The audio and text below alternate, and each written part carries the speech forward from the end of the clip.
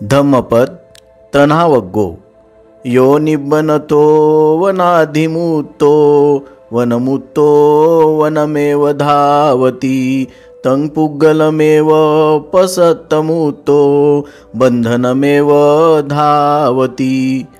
जो निर्वाणाची इच्छा करणारा जंगलातून सुटला असता पुन्हा त्या जंगलाकडे धावतो, त्या पुरुषाकडे पहा, तो मुक्त होऊन बंधनाकडेच धावतो।